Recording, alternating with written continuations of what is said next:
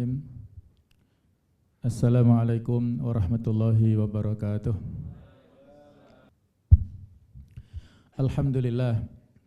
Alhamdulillahilladzi bi ni'matihi tatimmus shalihat wa bi fadlihi tatanazzalul khairat wal barakat wa bi taufiqihi tatahaqqaqul maqasid wal ghayat.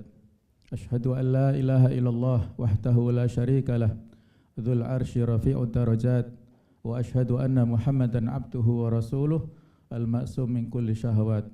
Allahumma salli wa sallim ala sayyidina wa habibina wa maulana Muhammad wa ala alihi wa ashabihi min ahlil khairat. Allahumma inna nas'aluka ilman nafi'a wa na'udzubika min ilmin la yanfa'. Subhanaka la ilma lana illa ma 'allamtana innaka antal alimul hakim wa tub 'alaina innaka antat tawwabur rahim. Allahumma barik lana fima baqiya min Sya'ban wa ballighna Ramadan. Allahumma sallimna ila Ramadan wa sallim lana Ramadan wa tasallamuhu minna mutaqabbala amin ya rabbal alamin. Amma ba'du, ayyuhal asatidzah wal ustadzat rahimakumullah, dan khususnya Ustadz Aziz serta jajarannya pengurus PPU DPW Jawa Timur serta para asatidzah dan ustadzat pengurus PPU DPD se-Jawa Timur rahimakumullah. Pada kesempatan ini langsung kita masuk ke materi karena waktu kita terbatas ya. Judul atau tema yang diangkat oleh DPP dan menjadi semangat bagi kita semuanya yaitu memanfaatkan kesempatan Ramadan untuk saling berbagi dan peduli. Ramadan adalah syahrun mubarak, bulan yang penuh dengan keberkahan. Apa itu barokah? Secara bahasa, al-barokah hiya an-nama wa ziyadah, tumbuh dan berkembang ataupun bertambah. Hissiyatan kanat au maknawiyah, baik itu secara fisik atau non fisik. Wa thubutul khair al-ilahi, dan tetapnya kebaikan Allah Ta'ala fi syai', pada sesuatu, apakah pada keluarga, pada rizki, atau pada pendapatan, pada jabatan, dan apapun yang Allah Ta'ala titipkan kepada kita. Wa dawamuhu, dan konstannya ataupun abadinya sesuatu tersebut pada rizki yang Allah Ta'ala titipkan kepada kita. Dan Ramadan adalah bulan yang mubarak, bulan yang penuh dengan barokah, yang senantiasa memberikan tambahan kebaikan, dilipat gandakan kebaikan kepada kita semuanya ya. Sebelum saya lanjutkan, ngapunten ya, mohon disiapkan alat tulisnya. Bawa apa tidak ada? Tidak bawa. Ataukah di HP-nya masing-masing? Monggo, nggak apa-apa. Ya, boleh ya. Baik. Para asatidzah wa ustadzah sekalian, ada hadis yang diceritakan oleh para a'immatul muhadditsin yang derajatnya ini sahih ya. Yang salah satunya saya ambil dari Sunan Ibni Majah dalam kitab Takbir Mimpi, takwil atau tafsir tentang mimpi. Saya baca langsung ya ke perawi di level sahabat, yaitu Thalhah bin Ubaidillah. Beliau adalah salah satu dari al-asyrah al-mubasyirina bil jannah, salah satu sahabat yang dijamin masuk surga tanpa hisab. Beliau menceritakan anna rajulaini min Bali, ada dua orang yang datang ke Madinah dari suku Bali, bukan Bali dan pasar itu ya, tapi Bali di Saudi sana, utaranya Madinah jauh ya. Qadima ala Rasulillah sallallahu alaihi wasallam, mereka berdua mendatangi Rasulullah sallallahu alaihi wasallam wa kana islamuhuma jami'an. Keduanya masuk Islam. Asyad, kemudian fakana ahaduhuma asyadda ijtihadan minal akhir. Salah satunya ini memiliki semangat Islam yang lebih bagus daripada yang lainnya. Tidak disebutkan nama masing-masing ya. Kalau boleh kita sebutkan si A dan si B ya. Si A ini lebih semangat dalam berislam daripada si B. Kemudian faghaza al-mujtahidu, yang mujtahid ini yang lebih bersungguh-sungguh itu berperang fisabilillah. Kemudian fastushhida, dia mati syahid di medan perang. Sementara si B tidak berperang dan tidak meninggal dunia di medan perang tentunya. Tsumma makatha al-akharu ba'dahu sanatan. Kemudian yang si B ini masih diberikan usia, selisihnya 1 tahun sesudah si A tersebut, tsumma tufiya, baru si B ini meninggal dunia. Maka disinilah Tolha ini menceritakan ya, fara'aitu fil manam. Beliau saat itu tertidur dan bermimpi dalam tidurnya ya. Baina ana inda babil jannah, saat itu seolah-olah berada di depan pintu surga. Idza ana bihima, jadi saat di depan pintu surga tersebut, fa kharaja kharijun minal jannah, ada salah satu yang keluar dari pintu surga tersebut. Kemudian fa'adzina lilladzi tuwfiyal akhir minhuma, yang diizinkan untuk masuk ke surga lebih dahulu adalah si B tadi, yang meninggalnya lebih lambat 1 tahun daripada si A. Padahal kualitas dan kuantitas dari sisi ijtihadnya, kesungguhannya itu lebih bagus si A, tapi yang dimasukkan lebih dulu ke surga adalah si B. Tsumma kharaja, kemudian keluar lagi yang memanggil tersebut, fa'adzina lilladzi istushhida, kemudian baru dipanggil si A yang mati syahid tadi.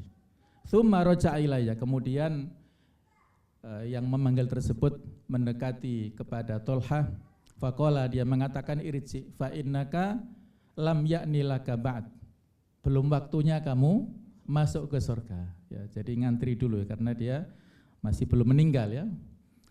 Nah, fa asbaha Tolha yuhadditsu bihin nas, jadi setelah itu Tolha terbangun dari mimpinya dan menceritakanlah bagaimana kondisi atau apa yang dilihat di dalam mimpinya. Fa'ajibu lidzalik, orang-orang heran dengan mimpinya Tolha ini. Kenapa si B yang dalam hal kesungguhannya lebih sedikit daripada si A, tetapi lebih dulu masuk surga daripada si A. Fabalagha dzalika Rasulullah SAW, maka hal itu sampailah kepada Nabi sallallahu alaihi wasallam, wa haddatsuhul hadits, mereka menceritakan berita tersebut. Faqala, maka Nabi mengatakan, min ayyi dzalika ta'jabun, dari mana kalian heran terhadap hal itu wahai para sahabat sekalian. Faqulu ya Rasulullah, mereka menjawab, ya Rasulullah, hadza kana asyaddar rajulaini ijtihadan, si A ini lebih semangat dalam berislam di antara dua orang tersebut, tsummastusyhida, dan dia pun juga mati syahid. Kemudian watakhala hadzal akhir al jannah, sementara yang kedua ini si B tadi itu biasa dan dia masuk surga lebih dahulu qabla, sebelum masuk si A tersebut ya. Faqala Rasulullah sallallahu alaihi wasallam, maka Nabi mengatakan, alaisa qad makatha hadza ba'dahu sana, bukankah si B ini diberikan usia yang lebih panjang 1 tahun daripada si A? Qalu bala, betul wahai Rasulullah. Maka Nabi mengatakan, qala wa adraka, qala wa adraka Ramadan. Nah, fasoma ini yang saya kasih ya warna merah ini ya. Wa adraka Ramadan. Si B ini menemukan 1 Ramadan, kemudian dia berpuasa pada bulan itu, wa shalla kadza wa kadza min sajdatin fis sanah, dan pada waktu 1 tahun itu dia bisa melaksanakan sholat sejumlah sekian banyak rakaat, sekian banyak sujud, yang kalau kita kalkulasi, kalau tahun Hijriah itu 360 hari ya. Kalau misalnya 1 hari saja dia sholat 5 kali atau 5 waktu, maka kali 360 berarti sudah ada selisih 1.800 yang dia dapatkan oleh si B ini dan tidak dia dapatkan oleh si A. Itu kalau di masjid biasa ya, belum lagi kalau di Masjidil Haram atau di Masjid Nabawi. Yang kalau kita di Masjidil Haram, berapa selisihnya? 1 kali sholat di sana sama dengan 100.000. 100.000. Jadi kalau misalnya kita sholat subuh 1 kali di Masjidil Haram, maka kita butuh waktu untuk sholat subuh di luar Masjidil Haram selama 273 tahunan. Baru 1 kali sholat itu. Belum lagi 2 kali ataupun yang lebih ya. Jadi kalau kita punya rezeki, punya kesempatan, monggo kita ke Tanah Suci ya, untuk berangkat umroh haji, ziarah supaya kita bisa memperbanyak sholat di 2 masjid ini dan juga di Palestina di Masjidil Aqsa ya. Jadi itulah, kalau mereka mengatakan betul wa Rasulullah. Kalau Rasulullah maka beliau mengatakan, fama bainahuma ab'atu mimma baina sama' wal ardi. Maka selisih antara si B dan si A ini adalah lebih jauh daripada jauhnya langit dan bumi. Masya Allah ya, langit dan bumi digambarkan dalam hadis yang lain adalah butuh waktu 500 tahun perjalanan jaraknya. Artinya si A tadi menunggu di depan pintu surga sebelum masuk dan si B sudah masuk itu jaraknya 500 tahun dalam hitungan dunia. Kalau hitungan akhirat berarti setengah hari saja ya, karena 1 hari di akhirat sama dengan 1000 tahun di dunia. Wa inna yauman inda rabbika ka alfi sanatin mimma ta'udun. Jadi inilah ya, kita alhamdulillah diberikan umur ya oleh Allah Subhanahu wa taala. Para ulama membagi nikmat ini secara umum ada 2, ada usulun ni'am ataupun dasar-dasar kenikmatan, yaitu berupa keimanan, kesehatan, ilmu dan waktu.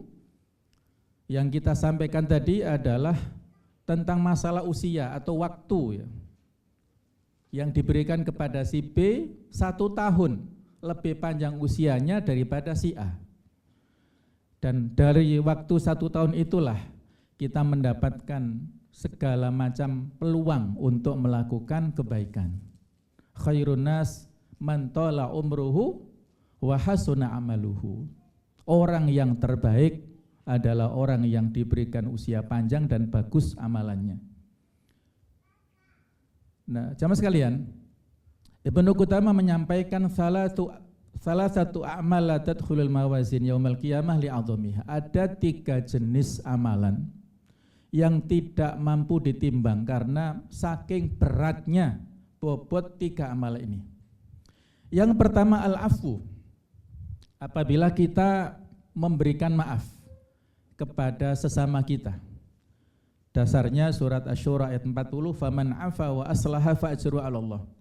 Maka barang siapa yang memaafkan, yang berbuat baik, maka pahalanya itu ditanggung oleh Allah Ta'ala. Tidak ada batasnya. Yang kedua adalah as-sabr. Orang yang bersabar, yang diberikan janji Allah Ta'ala di surat Az-Zumar ayat 10, innama yuwaffas sabiruna ajrahum bighairi hisab. Sesungguhnya akan dipenuhi pahala orang-orang yang sabar ini dengan tanpa perhitungan ya. Dan di dalam proses madrasah Ramadan ini di antara 3 macam kesabaran itu sudah terpenuhi semua. Ada yang disebut dengan istilah as-sabru 'alal ma'mur. Kesabaran dalam melakukan hal-hal yang diperintahkan kepada kita. As-sabru 'ala ta'ah, kesabaran untuk melakukan ketaatan. Di Ramadan ini full ketaatan, banyak sekali peluangnya. Kita perlu sabar, tidak boleh mengeluh. Yang kedua adalah as-sabru 'alal mahdzur atau 'anil mahdzur. Kesabaran dalam menjauhi al-mahdzur, yakni al-bal atau al-maksiyah. Kita menjauhi segala macam kemaksiatan. Itu perlu kesabaran. Di Ramadan kita dilatih bukan hanya yang dilarang, yang mubah itu pun juga dilatih untuk kita jauhi pada siang hari. Kemudian yang ketiga adalah as-sabru 'alal maqdur. Kesabaran dalam menghadapi al-bala, musibah yang Allah Ta'ala berikan kepada kita ya. Rasa lapar, haus itu ya sedikit banyak memberikan latihan kepada kita, oh ternyata begini orang yang dalam kondisi tidak memiliki sesuatu yang tidak bisa dimakan itu kondisinya perlu untuk bersabar. Nah, itulah pahala kesabaran tidak ada batasnya. Yang ketiga asyam atau as-saum.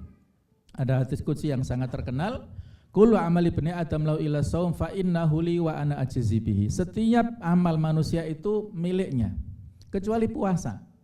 Akulah yang memberikan pahala kepada orang yang puasa ini. Ini tafsirnya berbagai macam versi. Salah satunya yang menurut saya paling menarik adalah dari tafsir Sufyan ibn Uyainah yang diceritakan oleh Imam Baihaqi dalam kitab Syu'abul Iman. Sufyan mengatakan bahwasanya nanti pada hari kiamat masing-masing orang itu menanggung beban amalnya sendiri-sendiri.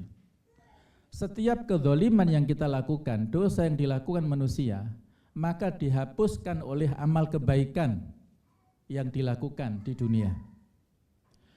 Kalau amal-amal ataupun dosa-dosanya kezaliman itu masih tersisa, sementara kebaikannya sudah habis, maka yang tersisa yang dicari sebagai stok cadangan adalah puasa. Pahala puasa ini menjadi stok cadangan. Berapa banyak sisa kezaliman yang belum di-cover oleh amal kebaikan itu dihapus, dikafarohi oleh pahala daripada puasa, sehingga orang itu dipersilakan masuk ke surga dengan izin Allah Subhanahu wa taala. Itu maksud daripada wa ana ajzi bihi. Kata Allah, akulah yang memberikan pahala kepada orang yang puasa ini. Bukan semata-mata masuk dari pintu. Dia tetap masuk ar-royan ya, karena ahlul asyam adalah masuk dari pintu ar-royan. Baik para asatidzah wal ustadzah rahimakumullah, ini sekedar untuk mengulang kembali ya tentang masalah syumuliyatul ibadah yang harus kita fahami bersama, bahwa ibadah itu kata Ibnu Taimiyah ismun jami'un likulli ma yuhibbuhullah, sebuah nama yang mencakup segala sesuatu yang Allah cintai.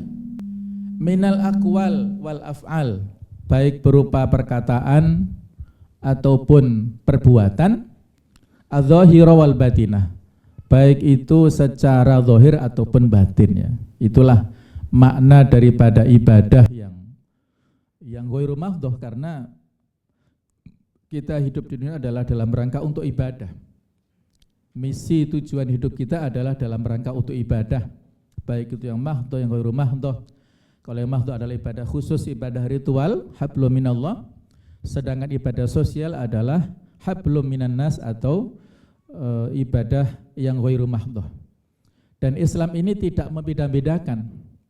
Orang yang soleh dalam pandangan Islam bukan hanya yang baik ritualnya, tapi juga baik dari sisi sosialnya.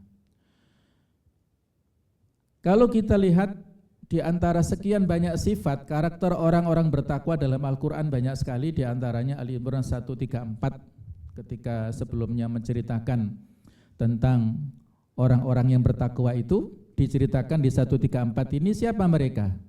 Ada 3 karakter di sini, yang 3-tiganya itu ibadah sosial. Alladzina yunfikuna fis-sarra' wad-dharra, orang-orang yang bertakwa adalah yang mendermakan harta bendanya, baik dalam keadaan lapang ataupun sempit, ini ibadah sosial.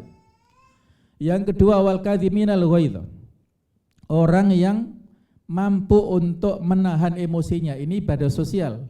Wal afina anin nas, dan orang-orang yang memberi maaf kepada orang lain, ini juga terkait dengan masalah sosial. Wallahu yuhibbul muhsinin, Allah cinta kepada orang-orang yang berbuat kebaikan. Jadi ketiga-tiganya ini masalah hablum minan nas ya. Kemudian yang berikutnya tentang masalah bertaubat ya. Nah, jemaah sekalian, surga ini memiliki 8 pintu. Kalau neraka 7 ya. Jangan ditakwil-takwilkan ya. Nomor 8 dan nomor 7 ya. Kebetulan seperti itu. Nah, yang 8 pintu surga ini 4 pertama itu disebutkan di satu hadis, yaitu ada babus sholah, untuk ahlus sholah. pintu solat untuk orang-orang yang hobi solat. Kemudian babus sodakoh untuk orang-orang yang rajin sodakoh, ahlus sodakoh. Yang ketiga babul jihad lil mujahidin, orang-orang yang suka berjihad itu masuk dari pintu jihad. Nah yang keempat ini babur royan li ahli siyam, pintu ar-royan khusus untuk yang hobi puasa ya. Bukan hanya puasa sunnah, kalau puasa sunnah kan mohon maaf, bukan hanya puasa wajib, kalau wajib ya harus ya. Ini orang yang hobi puasa adalah dilakukan puasa-puasa sunnah. Nah kemudian yang kelima yaitu babul hajj wal umrah, al hajjul mabrur laisa lahu jaza ilal jannah itu. Kemudian yang keenam adalah babul aiman, pintu yang sebelah kanan. Ini pintu spesial untuk siapa? Yaitu untuk orang-orang yang masuk surga tanpa hisab. Jadi tidak ada perhitungan lagi ya. Tidak ada pemeriksaan lagi. Yang tadi sudah kita sebutkan Tolha itu satu di antara 10 sahabat yang dijamin masuk surga tanpa hisab.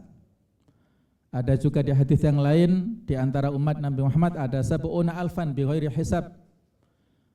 70.000 orang yang masuk surga tanpa hisab. Siapa mereka?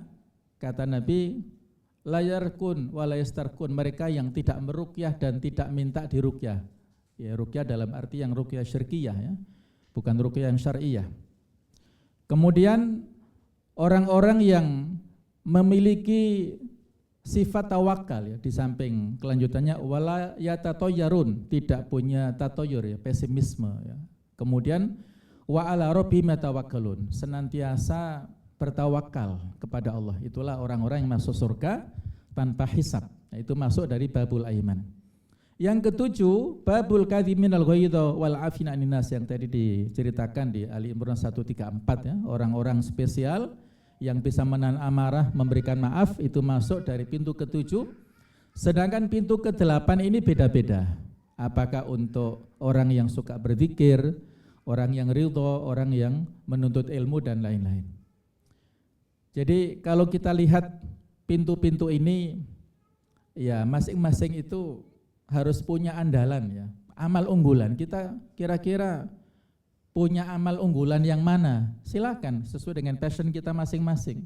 Oh saya hobi sodako, monggo silahkan, kebetulan kita temanya tentang masalah kepedulian ya. Saya suka untuk memberikan ya semacam ini ya, melakukan sholat ya, hobinya sholat.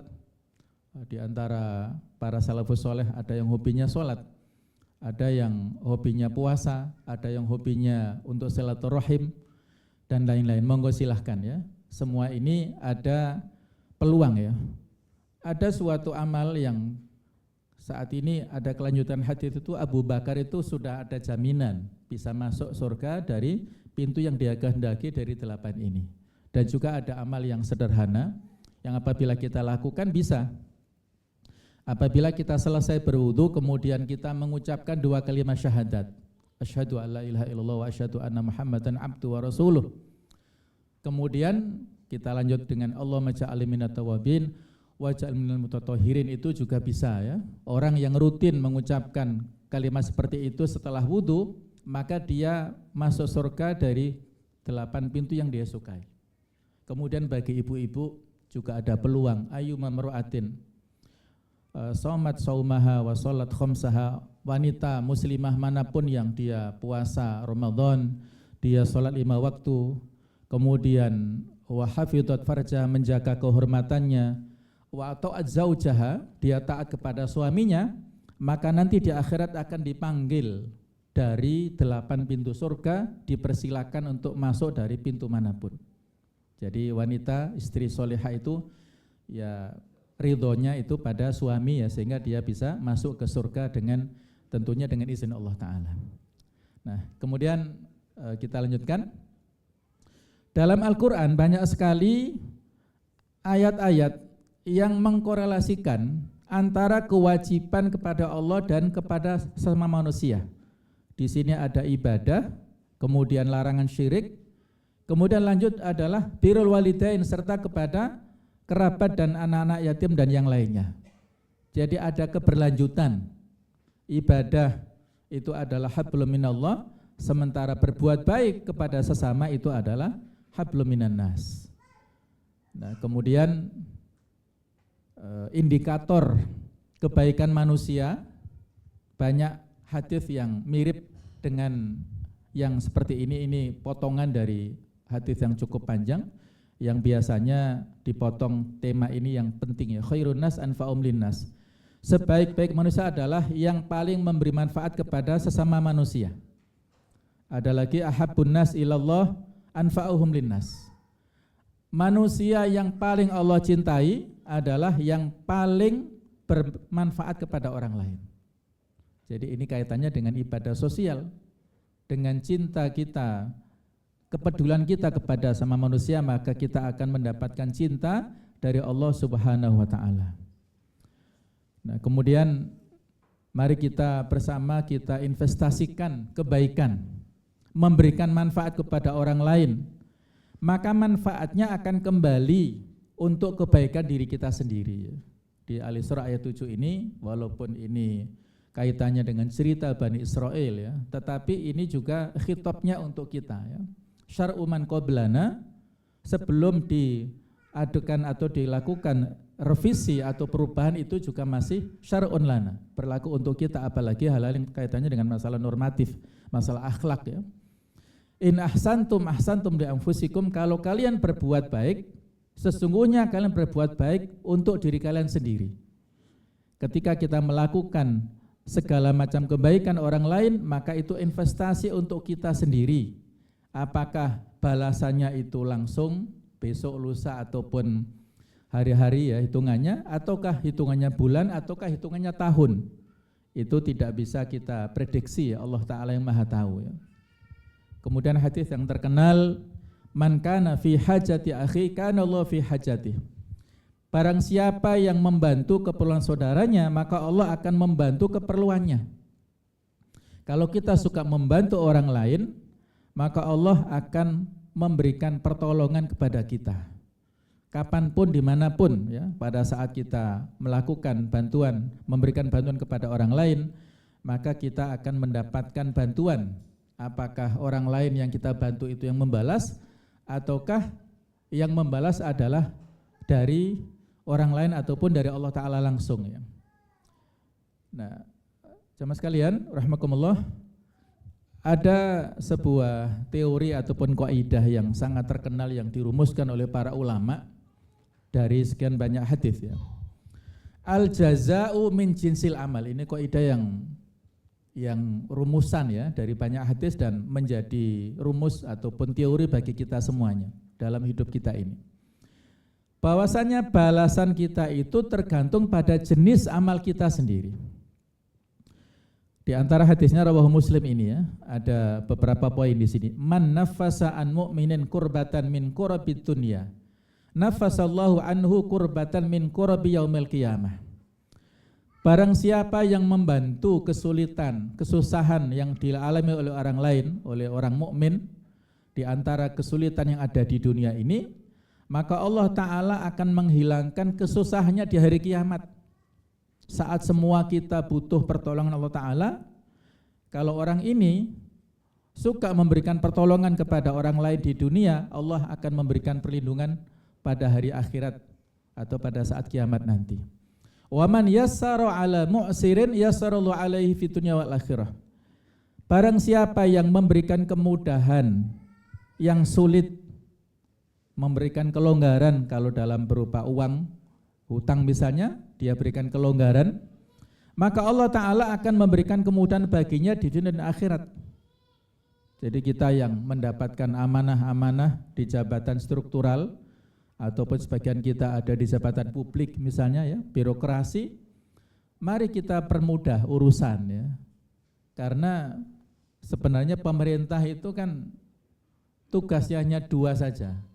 Yang pertama adalah memberikan pelayanan publik yang baik, yang kedua adalah menyediakan fasilitas publik itu saja. Memberikan pelayanan yang baik ya, tidak perlu ya yang lagu sekarang viral bayar itu ya. Ada yang protes ya, ada kawan yang keponakan atau saudaranya polisi protes. Sebenarnya bukan hanya polisi tapi juga hakim, jaksa macam itu perlu dibayar. Nah, jadi kenapa mereka harus dibayar padahal itu sudah tugasnya ya, sudah menjadi amanahnya. Ya, jadi apalagi ada macam-macam lah di situ ya. Jadi kalau kita diberikan amanah di sektor publik, permudahlah. Ya, kalau bisa dipermudah, kenapa dipersulit ya? Kalau rumus birokrasi kan dibalik, kalau bisa dipersulit, kenapa dipermudah? Nah itu harusnya sudah dibuang jauh ya.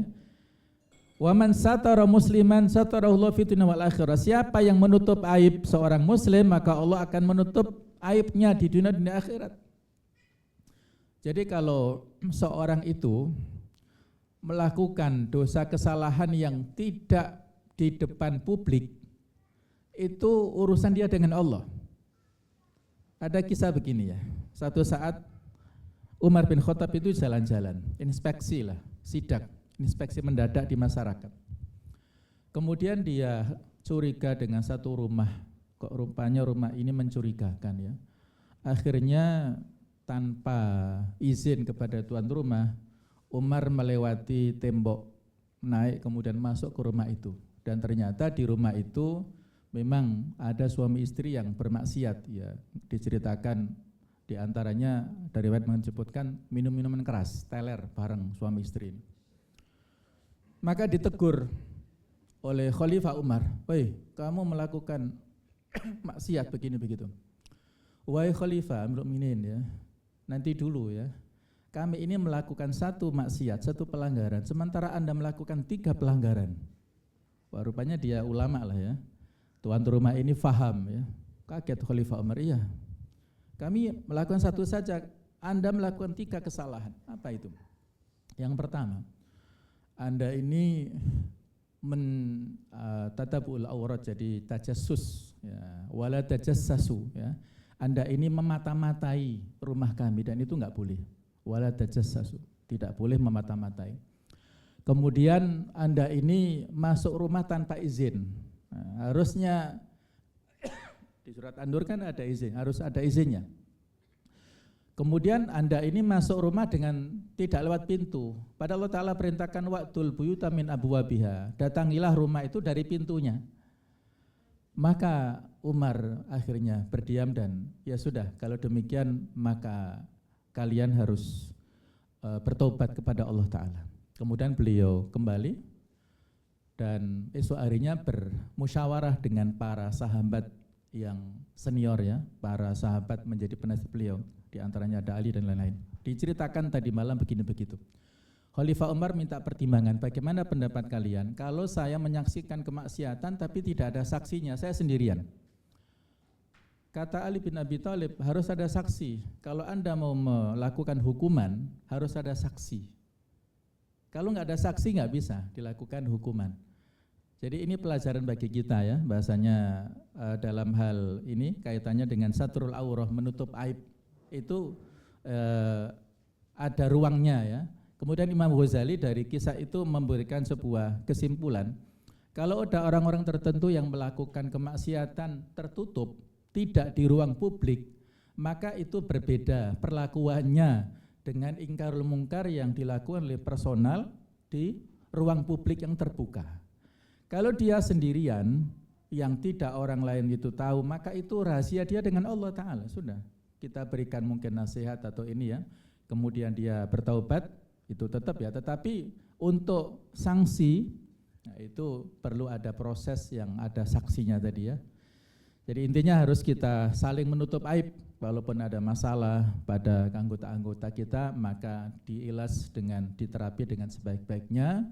Porsinya, syuruknya, pembahasannya itu secara tepat ya, supaya aibnya tidak kesana kemari ya. Orang yang tidak berkompeten akhirnya tahu dengan kekurangan saudaranya itu kan tidak ahsan. Baik, kemudian yang berikutnya, wallahu fi aunil abdi ma kana abdu fi auni akhi. Allah menolong hambanya selama hamba itu menolong saudaranya. Tadi sudah kita singgung hadisnya. Kemudian ada riwayat ya. Sebagian menyebutkan ini hadis nabawi, tetapi sebagian lain mengatakan ini perkataan Abu Darda. Tapi kalimat ini masyhur ya. Albirru la yabla. Kebaikan tidak akan usang, tidak akan pernah sirna. Wal itsmu la yunsa.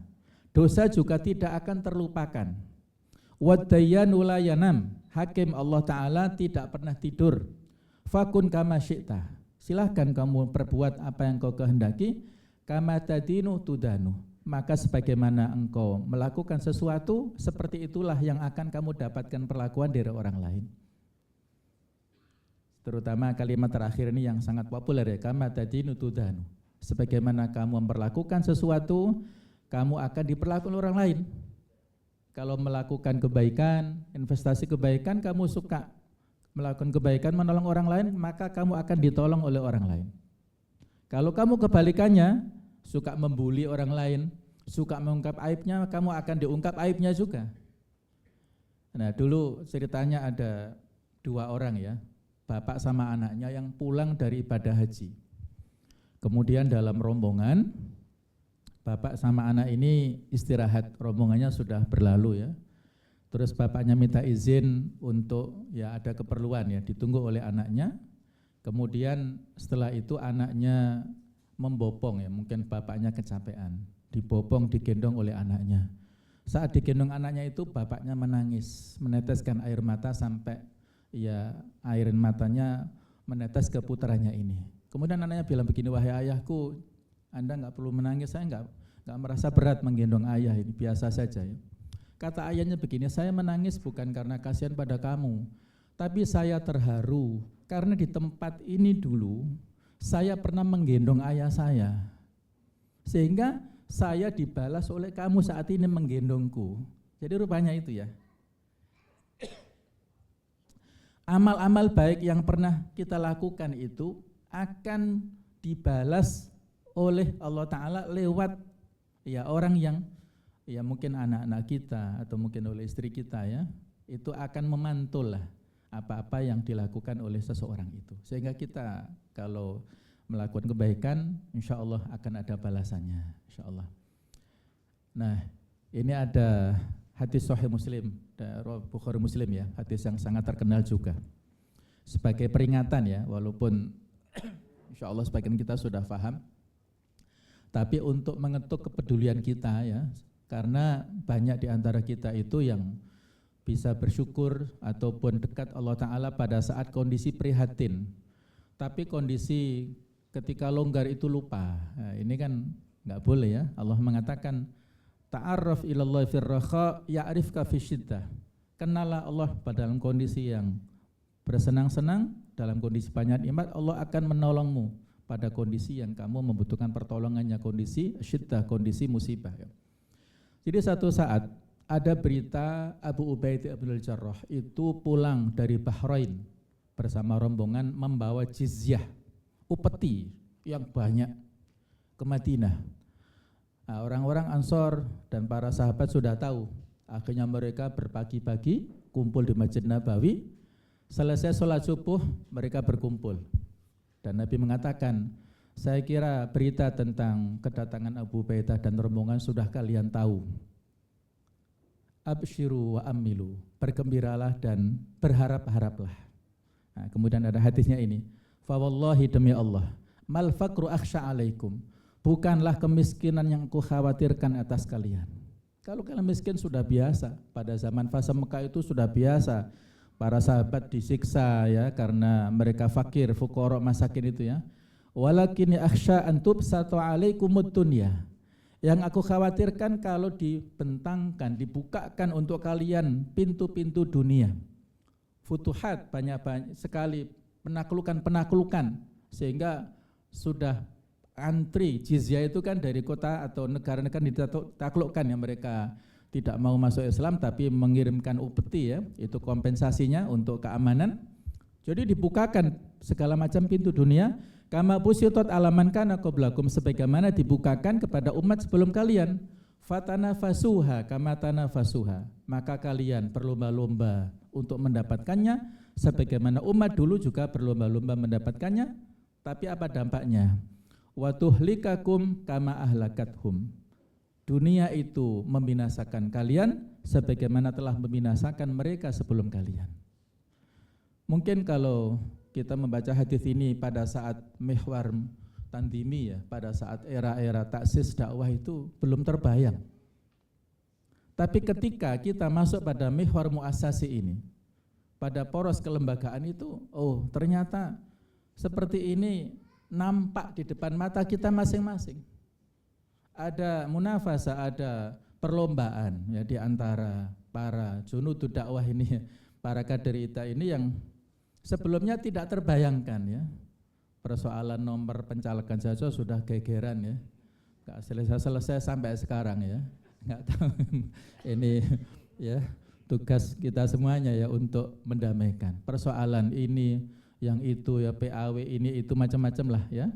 Masya Allah, itulah fitnah dunia ya, fitnah dunia yang dulu sudah dialami oleh para sahabat ketika habis perang Hunain ya.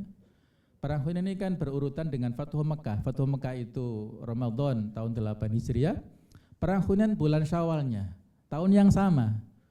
Kalau Fathu Mekah ada 10.000, tambahan 2.000 yang para mu'allaf itu ikut perang Hunain. Tapi setelah perang dapat ghanimah banyak, Nabi memberikan kepada para mu'allaf yang 2.000 tadi. Sehingga 10.000 orang itu ya dalam tanda kutip ngaplo ya, kecewa, terutama orang-orang Ansor.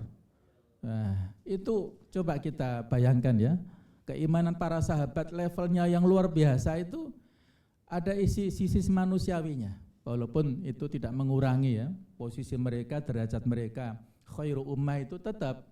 Tapi ada pembelajaran bagi kita, kondisi-kondisi para kader dakwah itu mengalami hal seperti itu.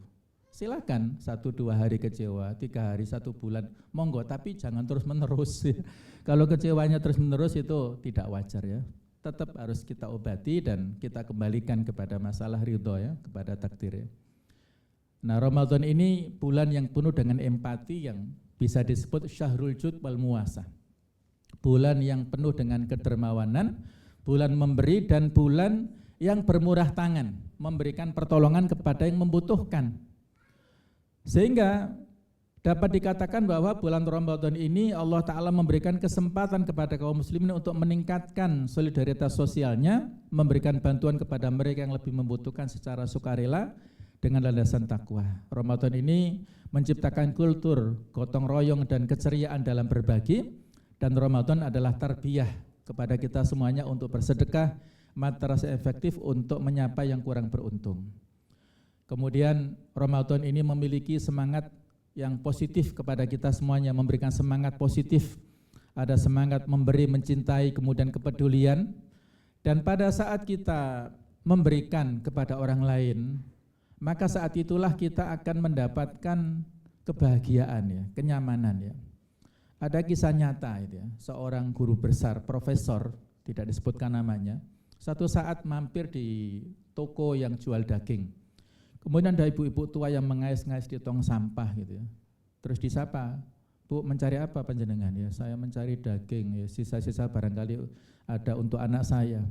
Kata profesor, "Panjenengan enggak usah mengais-ngais, saya sudah sampaikan ya kepada penjual daging, panjenengan bisa datang ke sini setiap pekan.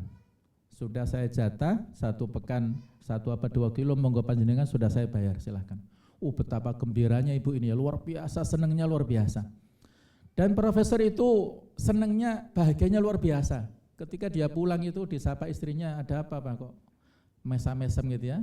Nah, diceritakan begini begitu ya. Nah, kemudian dia diingatkan ada jadwal operasi jantung, saat itu keluar negeri, orang kaya. Ya karena sudah dijadwal, sudah pesan tiket dan sebagainya ke sana. Tapi ketika mau dioperasi, diperiksa, dicek di lab itu normal semua. Masya Allah. Yang sebelumnya itu mengalami hambatan ya, ada persoalan di pembuluh darah dan lain itu ternyata dicek normal semua sampai dokter-dokternya heran. Anda apa yang Anda lakukan? Diceritakan begini begitu ya. Jadi dokternya mengatakan ya karena Anda telah melakukan kebaikan pada orang lain, Anda bahagia, bahagianya itu secara fisik berdampak kepada batinnya. Sehat fisiknya maka sehat batinnya. Nah, itulah rumusnya ya. Kalau kita membahagiakan orang lain, maka kita akan mendapatkan kebahagiaan. Ada pelajaran dari salah satu ummahat ya, saya enggak sebutkan namanya ya, yang berbagi tetapi berbaginya berbagi yang luar biasa ya. berbagi suami. Ya, Masya Allah ya. Jadi mengkondisikan ya 1 tahun ya, mengkondisikan suaminya supaya mau poligami. Itu yang minta istrinya sendiri. Masya Allah ya. Jadi yang lobby supaya mau siap poligami itu dari istrinya. Terus akhirnya mencari-cari, yang mencarikan istri kedua juga istri pertama. Jadi berbaginya berbagi cinta. Masya Allah. Ya ini bagi yang mampu ya, bagi yang mampu dan memiliki keadilan ya. Tapi bagi yang belum mampu ya cukup ya 1 saja ya. Karena Nabi itu baru ta'adud setelah Khadijah meninggal dunia. Sebelum Khadijah meninggal Nabi tidak ta'adud. Ya, tidak poligami. Jadi kata salah seorang ikhwah yang istrinya itu langkai dulu mayatku katanya gitu ya. Kalau meninggal baru boleh nikah lagi. Nah, itu sekedar intermezzo ya. Jadi berbagi itu luar biasa, berbagi cinta itu ya, Masya Allah. Nah, Nabi kita itu teladan luar biasa ya. Beliau punya semangat saat Ramadan itu kedermawanannya melebihi daripada angin yang berhembus. Minarihil mursalah ya. Kebaikannya di luar Ramadan banyak, tapi ketika masuk Ramadan itu lebih daripada angin yang berhembus. Nah di Ramadan ada sebuah tradisi yang bagus ya, manfaat toroso iman. Siapa yang memberi makan orang yang berpuasa? Kalau kita takjil ya, takjil itu mempercepat. Ya, biasanya kalau takjil itu snack, kalau iftar itu makan besar. Sebenarnya nggak ada bedanya. Takjil itu adalah mempercepat proses untuk makan. Yang dimakan pertama kali oleh orang puasa itu ya, takjil. Kalau orang yang memberikan buka puasa pada orang lain, maka dia mendapat pahala sebagaimana yang puasa tanpa mengurangi pahala orang yang puasa itu. Jadi ada kegiatan-kegiatan yang sudah menjadi tradisi kita ya. Ini perlu kita lanjutkan, baik itu secara pribadi ataupun kolektif, monggo silahkan. Nah bahkan para sahabat dan salafus saleh kita dulu kebiasaan untuk mengeluarkan zakat mal, bukan zakat fitrah ya, tapi zakat mal itu justru di bulan Sya'ban. Mereka di samping fokus ke Al-Quran untuk ditilawah, mereka juga mengeluarkan zakatnya itu di bulan Sya'ban. Untuk apa? Supaya orang-orang mustahik, fuqara masakin itu di bulan Ramadan menjadi kaya, mampu, punya uang sehingga fokus untuk ibadah. Tidak disibukkan dengan mencari nafkah untuk orang-orang miskin ini. Nah, tapi kalau di kita mencari atau mengeluarkan zakatnya di bulan Ramadan ya, nggak apa-apa ya, boleh saja. Nah ada contoh dari seorang alim ya, ini gurunya Abu Hanifah, yaitu Al-Imam Muhammad ibnu Abi Sulaiman. Beliau imam besar, mufti di Kufah sana, guru Abu Hanifah. Beliau dzatunya muttasi'ah, punya kekayaan yang luar biasa luasnya. Wa annahu kana yufattiru fi syahr Ramadan 500 insan, memberikan buka puasa ke 500 orang setiap harinya. Wa annahu kana yu'tihim ba'dal id likulli wahidin 100 dirham. Satu orang dikasih THR 100 dirham. Masya Allah ya. Berapa? 100 dirham kali 500 ini. Masya Allah, luar biasa ya. Itulah ketermawanan Muhammad bin Abi Sulaiman. Nah dengan apa kita peduli? Banyak sekali ya. Tidak hanya berupa uang ya. Karena Nabi kita ini diutuskan rahmah ya, wa ma arsalnaka illa rahmatan lil alamin. Ini yang menjadi tagline kita. Kita mengusung tema Islam rahmatan lil alamin. Nabi kita itu rahmat lil alamin, lil muslimin wa ghairihim. Untuk muslim dan yang lainnya, bukan hanya untuk muslim saja, tapi untuk semuanya.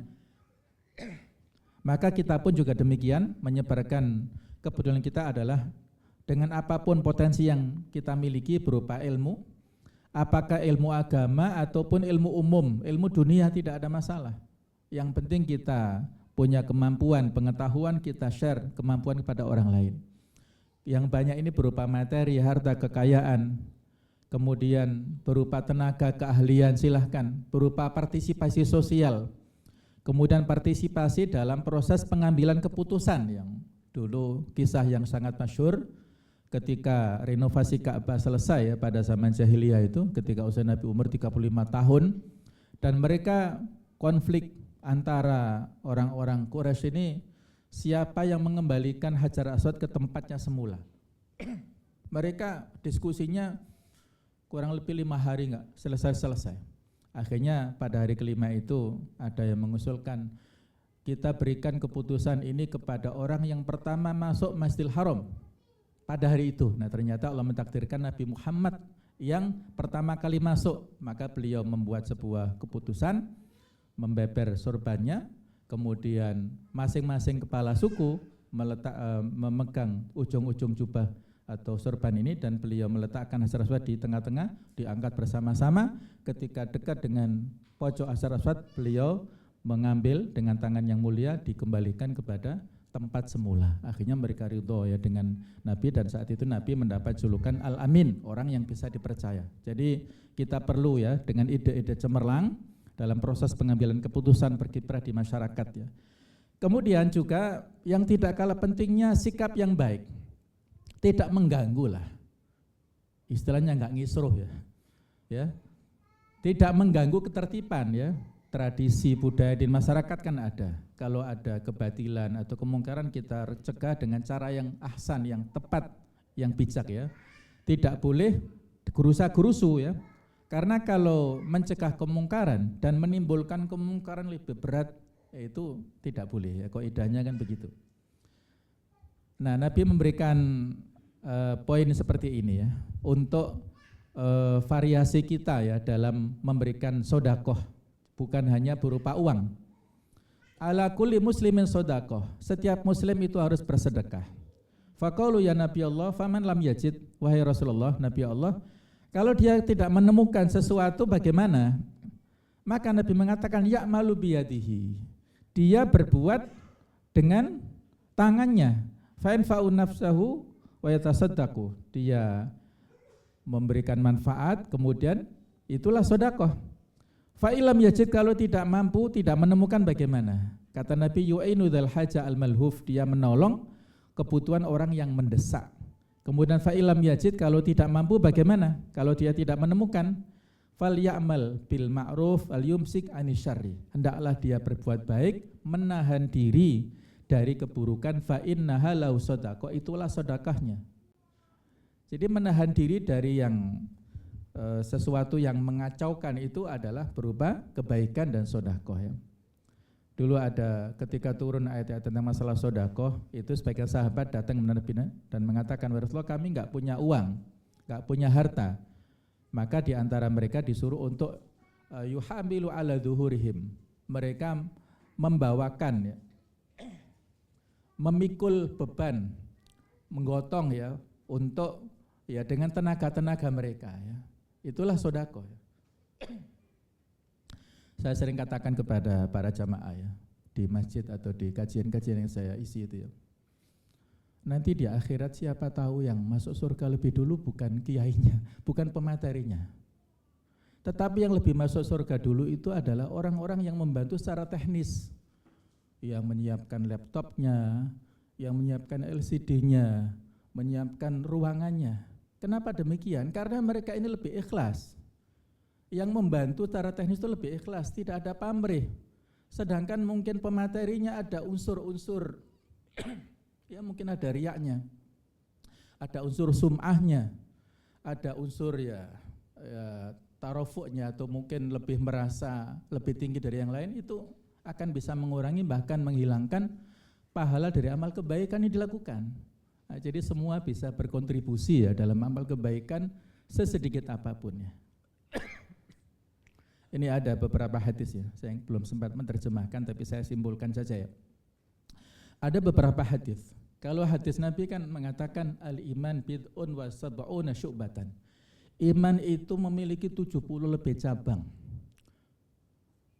Awaluha, yang paling tinggi itu adalah kalimah la ilaha illallah. Kemudian yang paling bawah, imatatul adza anit thariq, menyingkirkan gangguan dari tengah jalan. Wal haya syu'batun minal iman, rasa malu adalah bagian salah satu cabang keimanan. Nah, ternyata jamaah sekalian, kalau saya lihat di sini ya, yang namanya menyingkirkan gangguan dari tengah jalan ini luar biasa ini. Nabi mengatakan ini. Laqad ra'aitu rajulan fil jannah, aku melihat seorang di surga. fi syajaratin qata'aha min tariqil muslimin. Dia masuk surga gara-gara menyingkirkan pohon. Dia potong pohon karena mengganggu jalan kaum muslimin. Masya Allah. Hanya memotong pohon yang mengganggu perjalanan kaum muslimin itu menyebabkan dia masuk surga. Kemudian ada lagi ya, marra rajulun bi husni syajaratin ala dhuhri thariq. Seseorang lewat ada dahan pohon yang melintang di jalan. Kemudian dia mengatakan, wallahi la anihanna hadza anil muslimin, aku akan menyingkirkan dari kaum muslimin, la yu'dim, supaya tidak mengganggu mereka. Fadakhalal jannah, orang itu masuk surga. Ini hadisnya Muslim semua ya, jadi sahih semua. Yang satu, kemudian ini riwayat Abu Dawud yang kedua. Kemudian ada lagi seorang yang juga menyingkirkan dahan ya, duri dari jalan, kemudian dia memotongnya ya, dari tengah jalan tersebut dan menyingkirkan. Dia bersyukur bahwa adalah fa'adkhalahul jannah, Allah memasukkan orang ini ke surga. Kemudian juga ada lagi uridat alayya a'malu ummati, ditunjukkan kepadaku amal-amal umatku, hasanaha wa sayyi'aha, yang baik ataupun yang buruk. Fawajadtu fi mahasini a'malihim, saya temukan pada kebaikan amal-amal mereka, al-adza yumatu anit thariq, gangguan yang disingkirkan dari jalan itu yang mahasin ya, amal yang terbaik. Wa wajadtu fi masawi a'malihim, dan saya temukan yang paling buruk amal mereka, an-nakhamatu takunu fil masjid, yaitu dahak yang ada di masjid, la tudfanu, yang tidak dibenamkan, tidak dikubur ya, tidak ditimbun. Nah, mungkin kalau masjid dulu kan masih berupa pasir ya, jadi ada kotoran di masjid tapi tidak ditimbun, itu masawi'u a'mal, amal yang buruk. Nah, ini kan amal-amal yang juga sederhana ya, tetapi Masya Allah luar biasa. Ini yang terakhir, sebentar ya, ada yang terlewat ya. Ada saya copy, belum saya simpan. Jadi begini ya, ada hadis atau ada riwayat yang disebutkan oleh Imam Ahmad dalam kitab Az-Zuhud ya. Jadi satu saat Nabi Sulaiman bersama dengan timnya ya, insya Allah sebentar lagi saya tutup ya, itu beliau kan punya kendaraan ya, kendaraan angin. Nabi Sulaiman ini pernah sebelumnya itu punya kendaraan kuda-kuda yang bagus. Tapi satu saat kuda-kudanya ini membuat beliau lalai dari ibadah, sehingga akhirnya disembelih kuda-kudanya itu. Allah mengganti kendaraannya dengan angin, lebih bagus, lebih cepat dan prestisius lah ya. Kemudian pada saat Nabi Sulaiman itu, beliau ini punya rumah, disebutkan di riwayat itu ada 1000 rumah, 1000 istana. Yang mulai dari yang paling bagus istana kaca sampai istana yang berupa besi-besi ya, jadi macam-macam. Kemudian satu saat beliau mengendarai angin, inspeksi kepada umatnya saat itu, ada petani yang ada di bawah yang mengatakan, betapa mulianya keluarga besar Nabi Daud alaihissalam ya. Nabi Sulaiman kan putranya Nabi Daud. Maka terdengar oleh angin dan diinformasikan kepada Nabi Sulaiman. Akhirnya Nabi Sulaiman turun dari atas angin itu dan ke bawah dan menegur kepada orang ini, kepada petani itu ya. Apa yang Anda katakan begini begitu ya. Kata Nabi Sulaiman, la tasbihatun wahidan makbulatun indallah khairun mimma utiya alu Dawud. Satu tasbih yang makbul di sisi Allah Ta'ala itu lebih baik daripada apa yang diberikan kepada keluarga besarnya Nabi Dawud alaihissalam. Satu tasbih saja yang Allah terima itu jauh lebih baik daripada sekian banyak kekayaan yang diberikan kepada Nabi Dawud dan keluarganya. Jadi inilah cuma sekalian ya, kita tidak boleh meremehkan kebaikan seremeh apapun. La tahkironna minal ma'rufi syai'an. Janganlah meremehkan kebaikan yang sekecil apapun, walau antal akhauka biwajhin thaliq, walaupun engkau bertemu dengan saudaramu dengan wajah yang berseri-seri. Tabassumuka fi wajhika shadaqah, senyumanmu di depan saudaramu adalah berupa sedekah. Ini artinya apa? Kita tidak boleh meremehkan amal sekecil apapun. Yang penting orang itu tidak melihat pada jabatan, tidak melihat titel kita, tidak melihat rumah kita, tidak melihat fasilitas yang kita miliki. Yang mereka lihat adalah sejauh mana kita memberikan kontribusi atau manfaat kepada masyarakat. Oh, dia suka berbagi, suka bersedekah, itu yang mereka harapkan, yang mereka lihat itu dari situnya, outputnya, bukan semata-mata fasilitas yang kita miliki. Mudah-mudahan Allah Ta'ala memberikan keberkahan kepada kita semuanya di bulan Ramadan ini, memberikan banyak sekali kesempatan pada kita untuk memperbanyak ibadah di bulan Ramadan, dan mudah-mudahan Ramadan di tahun ini jauh lebih baik daripada Ramadan yang sebelumnya. Amin ya rabbal alamin. Demikianlah sekedar pengingat untuk kita semuanya. Mohon maaf kalau ada banyak kekhilafan ya. Mudah-mudahan ada manfaatnya. Ihdinas siratal mustaqim. Wassalamualaikum warahmatullahi wabarakatuh.